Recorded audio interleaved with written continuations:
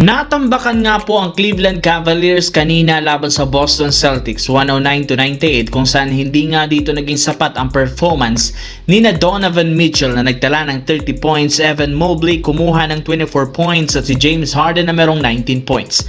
Dahil sa talo na ito ng Cavaliers, kini-question ngayon kung epektibo nga ba ang bago nilang duo ni na Harden at Mitchell.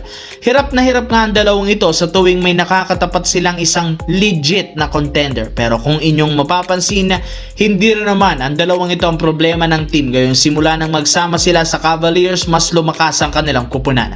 Limitado nga silang matalo, hindi kagaya noon. Sadyang ang problema lamang ng Cavaliers, ang iba nilang mga players na either inconsistent o parating may tinatamong injury sa kanilang katawan, which is malaking impact ang ibinibigay nito sa kanilang team. As of now, meron na ngang 11-2 win-loss record ang Cavaliers simula nang makuha nila si James Harden.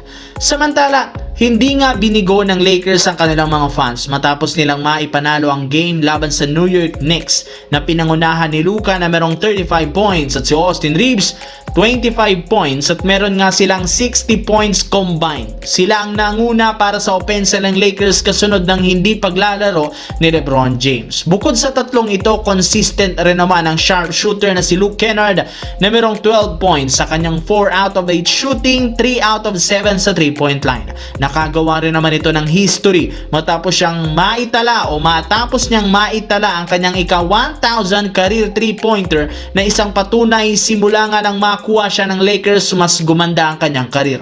Bukod dyan, napakalaki ng impact nito. Simula nang sumali siya sa Lakers, ay naging top 1 na nga ang team pagdating sa 3-point shooting efficiency. Malayong malayo sa kalagayan nila noon.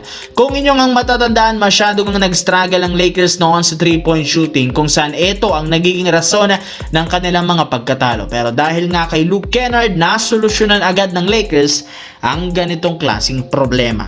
Samantala, medyo makakahinga nga ang Golden State Warriors sa kanilang game schedule sa mga susunod na araw, gayong puro mahihinang team ang kanilang makakatapat katulad ng Utah Jazz at Chicago Bulls na isa sa pinakamahinang team at nasa ibaba ng standings. Ang problema, kakalabanin nga nila ito sa isang back-to-back game kaya malaki ang posibilidad na maging undermanned muli ang lineup. Bukod dyan, isang malaking problema para sa team ang hindi pa rin paglalaro ni Stephen Curry na may tinatamo pa ring injury sa tuhod. Inamin nga ng kanilang general manager na si Mike Dunleavy na medyo malala ang kalagayan ngayon ng kanilang superstar at may posibilidad na maging out for the regular season nga ito. Yes mga idol, hindi rin naman totally out si Curry ngayong taon, gayong maaari nga pong payagan lamang siyang maglaro at bumalik sa darating na play-in tournament.